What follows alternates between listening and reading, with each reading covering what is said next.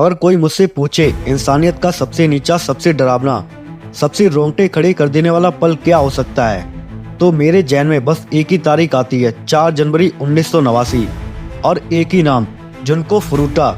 लेकिन आज मैं आपको 4 जनवरी से नहीं बल्कि 44 दिन पहले से शुरुआत सुनाऊंगा। उस दिन से जब एक 17 साल की लड़की के साथ एक रेप हुआ, फिर दूसरा रेप हुआ, फिर तीसरा, फिर चौथा, और फिर यह संख्या रुकी नहीं, यह बढ़ती चली गई, 10, 20, 30, और आखिरकार यह कहानी खत्म होती है तो यह आंकड़ा 100 से भी ऊपर पहुंच चुका होता है। सोचिए, एक लड़की 44 दिन, 100 से ज्यादा रेप। यह कोई आंकड़ा नहीं, यह एक नर्क का सिलसिला है, और यह नर्क शुरू हुआ था एक झूठी मदद के साथ। तो चलिए आज हम इसी नर्क की शुरुआत में जाते हैं। लेकिन पहले एक चेतावनी, अगर आपको एक्सट्रीम वायलेंस, खास तौर पर सेक्सुअल वायलेंस के ब्यूरो सुनने में परेशानी होती है तो कृपया अभी इस वीडियो को बंद कर दें, क्योंकि यह कहानी बहुत ही ज्यादा डार्क होने वाली है। तारीख थी 25 नवंबर 1988। जगह थी जापान का सैतामा प्रीफेक्चर। 17 साल की जुनको फुरुता अपनी पार्ट टाइम जॉब से साइकिल पर घर लौट रही थी। तभी रास्ते में एक अनजान लड़के ने उस पर हमला कर दिया। वह गिर गई, डर गई, और ठीक उसी पल जैसे कोई फिल्मी हीरो वहां आया हिरोशी मियानो। उसने हमलावर को भगाया, जुनको की मदद की और फिर पूछा, चलो मैं तुम्हें घर छोड़ देता हूँ। जुनको ने सोचा, शुक्र है कोई तो है जिस पर भरोसा किया जा सकता है। उसे क्या पता था यह हिरोशी कुछ ही घंटे बाद उसका पहला रेप करने वाला शख्स बनने वाला था। यह कोई संयोग नहीं था, यह एक प्लान था, एक शैतानी सोचा समझा प्लान। हिरोशी जुनको को एक सुनसान गोदाम में ले गया। वहां उसने डराया, धमकाया और फिर उसका रेप किया। यहीं से शुरू हुई वो चैन रिएक्शन जो रुकने का नाम ही नहीं लेने वाली थी। उसी रात हिरोशी जुनको को एक होटल में ले गया जहां उसके दोस्त पहले से इंतजार कर रहे थे, जिनका नाम था ओगुरा और यासुशी वाटानोबे। और वहां उन तीनों ने मिलकर किया गैंग रेप, जुनको का दूसरा, तीसरा और चौथा रेप एक ही रात में। अब सवाल यह था, जुनको को छोड़े या नहीं। छोड़ते तो वह सब कुछ पुलिस को बता देती। तो फिर किया क्या गया? उन्होंने फैसला किया उसे कभी छोड़ा नहीं जाएगा, उसे बंदी बना लिया जाएगा। लेकिन कहाँ? जवाब मिला एक चौथे दोस्त के घर पर, नोवाहारू मिनातो, उसके घर में। 26 नवंबर को ये चारों लड़के जुनको को मिनातो के घर ले गए। उसे धमकी दी गई, अगर भागी या शोर मचाया तो पूरा परिवार मार दिया जाएगा। और इसी तरह एक साधारण सा घर 44 दिन के नर्क का गवाह बन गया। और यहीं पर इस कहानी का सबसे डरावना मोड़ आता है। ये चारों लड़के सिर्फ रेप करके नहीं रुके, उन्होंने इस अपराध पर गर्व किया।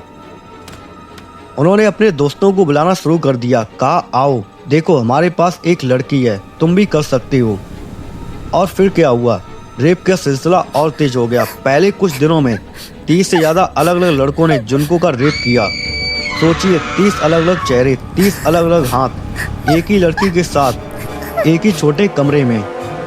क्या आप जानते हैं इस पूरे नर्क के गवाहों की संख्या कितनी थी? सिर्फ वो नहीं जिन्होंने रेप किया, बल्कि वो भी जो देखने आई, मजा लेने आई।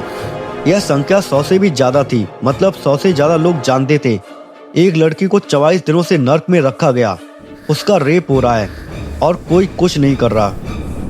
इनमें से कुछ गवाह तो लड़कियां भी थीं। एक युवा लड़की ने जुनको के चेहरे पर पेन से डूडल बना दिया, जैसे वह कोई कैनवास हो। यह सिर्फ रेप की कहानी नहीं रह गई, यह सामूहिक पागलपन की कहानी बन चुकी थी। और अब सबसे बड़ा सवाल, क्या इस नर्क का कोई अंत होना था?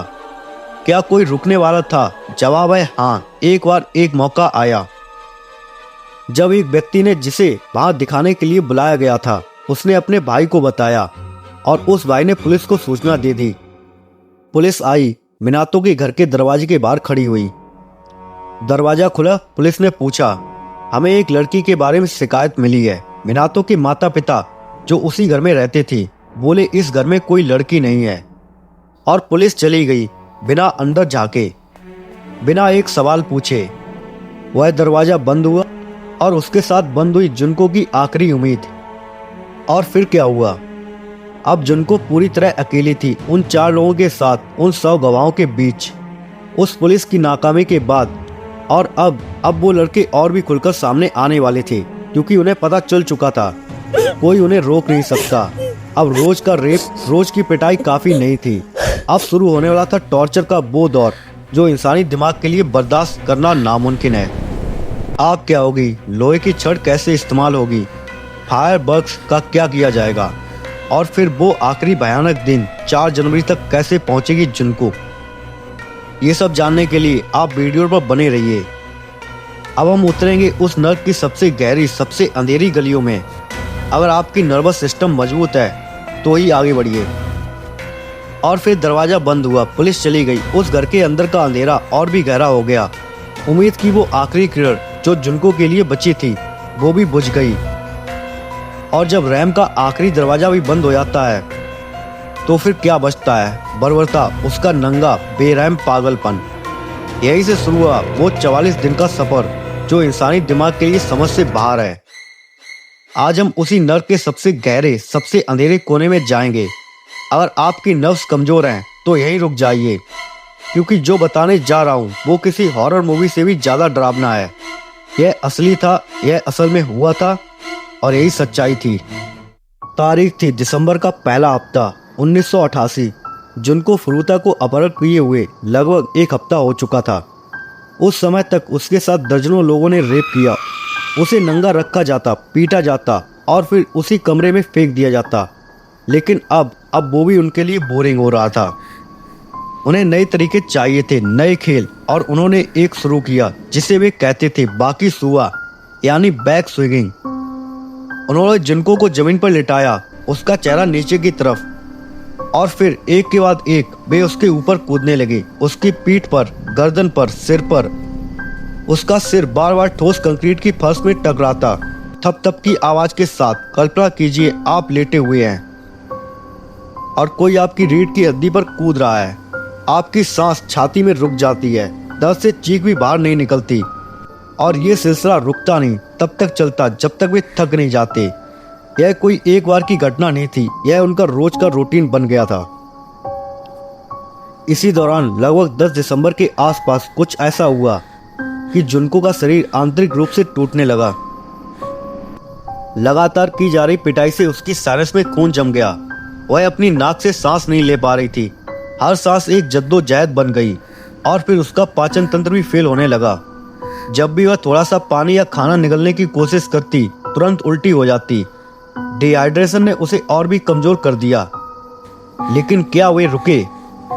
क्या उन्होंने डॉक्टर को बुलाया? नहीं, बल्कि हर बार जब वह उल्टी करती, उसके अपहरण करता और ज्यादा गुस्से में उसे पीटते क्योंकि उसने गंदा किया।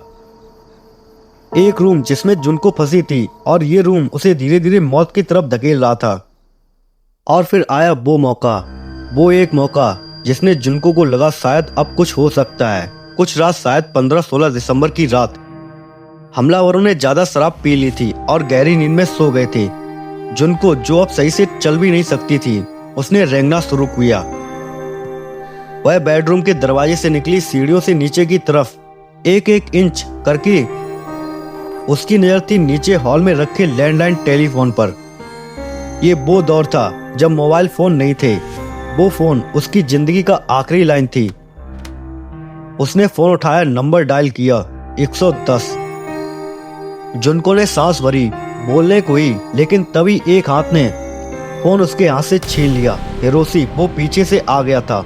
उसने रिसीवर को अपने कान से लगाया और तुरंत बोला, माफ कीजिए, गलती से डायल हो गया, मैंने बेअदबी की। और फोन कट गया। जुनको की आंखों में भय और उस पल की कल्पना कीजिए, आखिरी उम्मीद आपकी आंखों के सामने ही चकनाचूर हो जाए। हिरोशी ने फोन रखा और फिर धीरे धीरे जुनको की तरफ मुड़ा। उसकी आंखों में गुस्सा नहीं था, उसकी आंखों में एक शैतानी मुस्कान थी। वो जानता था अब उसके पास एक नया कारण मिल गया जुनको को सजा देने का। उसे वापस कमरे में खींच ले गया और फिर शुरू हुई सजा। उन्होंने उसे बांधा, एक एक करके उसके पैरों पर, हाथों पर, पेट पर और आखिर चेहरे पर एटर का फ्लूइड डालना शुरू किया। फिर एक माचिस जलाई और फिर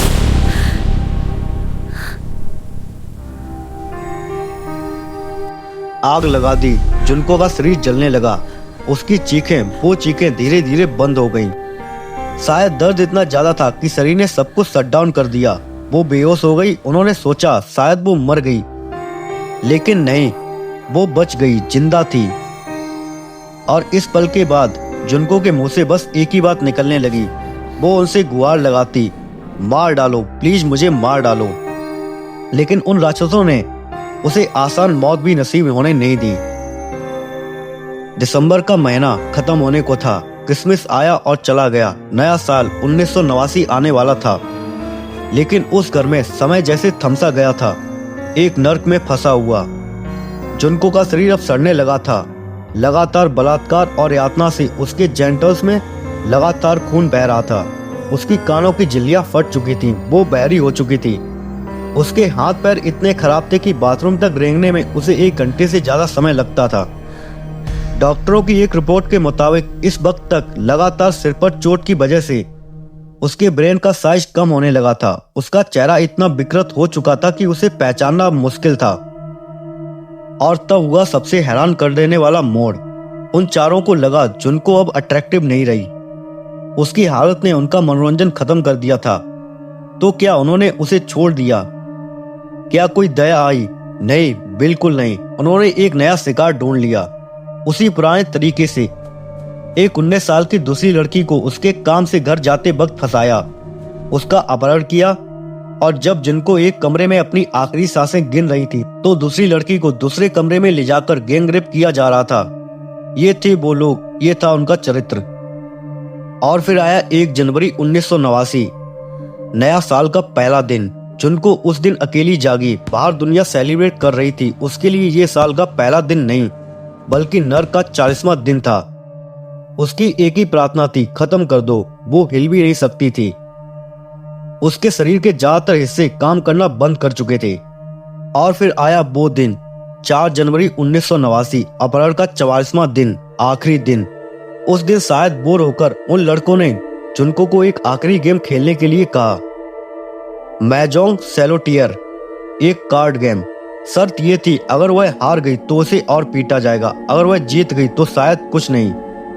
लेकिन जुनको अपनी आखिरी दमखम पर अपनी टूटी उंगलियों से कार्ड उठाती हुई उसने एक जीत हासिल कर ली। एक पल के लिए सन्नाटा सा छा गया।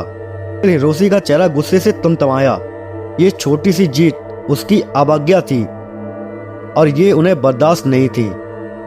ये जीत जुनको की मौत का फैसला बन गई। हिरोशी ने एक आयरन बारबेल उठाया और बिना किसी रहम के जुनको के बच्चे खुचे शरीर पर पीटना शुरू कर दिया। हड्डियों के टूटने की आवाजें। फिर उन्होंने फिर से लाइटर फ्लूइड की बोतल उठाई। इस बार उन्होंने कोई जगह नहीं छोड़ी। हाथ, पैर, पेट, छाती और उसकी आंखों में, उसके चेहरे पर। और फिर एक मोमबत्ती जलाकर उसके चेहरे के पास ले गई। जुनको ने अपनी आखिरी ताकत से आंखें खोली और उस लौ को बजाने की कोशिश की। फूंक मारी, लेकिन उसके पास इतनी सांसें नहीं बची थी। लौ नहीं बुझी और फिर आग लग गई। ये आखिरी यातना लगभग 2 घंटे तक चली। एक इंसान जो पहले ही मौत के कगार पर था, उसे जलाया जा रहा था और फिर सब कुछ रुक गया। जुनको फुरुता ने 4 जनवरी 1989 की रात में अपनी आखिरी सांस ली। 44 दिन के नर्क के बाद मौत उसके लिए एक राहत बनकर आई। जुनको फुरुता, एक नाम जो इतिहास में हमेशा एक दर्दनाक याद के तौर पर दर्ज रहेगा। उसकी कहानी को याद रखिए, उससे सीखिए और हमेशा अंधेरे के खिलाफ आवाज उठाने का साहस रखिए, क्योंकि जब अच्छे लोग चुप रहते हैं तो बुराई फूलती फलती है। और जुनको के साथ जो हुआ था वो बहुत ही ज्यादा गलत हुआ था। ये कहानी पढ़ते पढ़ते भी मुझे बहुत ज्यादा सैड फील हो रहा है। तो दोस्तों, आशा करता हूँ ये वीडियो आपको अच्छा लगा हो। मिलता हूँ एक नेक्स्ट वीडियो में, तब तक के लिए बाय बाय एंड जय हिंद दोस्तों।